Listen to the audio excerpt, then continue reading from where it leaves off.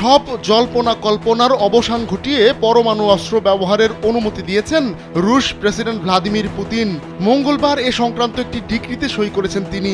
ধারণা করা হচ্ছে রাশিয়ার অভ্যন্তরে যুক্তরাষ্ট্রের ক্ষেপণাস্ত্র দিয়ে ইউক্রেনকে হামলার অনুমতির জবাব দিতেই এমন পদক্ষেপ নিয়েছেন পুতিন। যুক্তরাষ্ট্রের দিকে ইঙ্গিত করে ওই ডিক্রিতে বলা হয়েছে, পারমাণবিক শক্তিধর কোনো দেশের সমর্থন নিয়ে রাশিয়ায় ক্ষেপণাস্ত্র হামলা চালানো হলে পাল্টা জবাবে পারমাণবিক অস্ত্র ব্যবহার করতে পারবে মস্কো।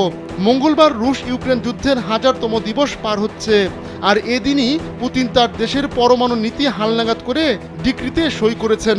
স্যান্ডেলিনা সো, রূপচর্চায় আভিজাত্য। নতুন এই ডিক্রিতে বলা হয়েছে, যেসব দেশের পরমাণু অস্ত্র নেই তাদের যদি তৃতীয় কোনো দেশ বা পক্ষ এ ধরনের বিধ্বংসী অস্ত্র প্রদান করে, সেক্ষেত্রে সেসব দেশের বিরুদ্ধে পরমাণু অস্ত্র ব্যবহার করতে পারবে রাশিয়া। মস্কোর ক্রেমলিনে এক সংবাদ সম্মেলনে পুতিনের মুখপাত্র দিমিত্রি পেসকভ বলেন, পরমাণু অস্ত্র নেই এমন কোনো আগ্রাসী দেশের সঙ্গে পরমাণু অস্ত্র সমৃদ্ধ কোনো দেশ যদি জোটবদ্ধ হয়, তাহলে তার একক নয় বরং যৌথ হামলায় পরিণত হয়। আর এমন পরিস্থিতিতে নিজেদের নীতি অক্ষুণ্ণ রেখে যে পদক্ষেপ নেওয়া উচিত আমরা সেটিই নিয়েছি।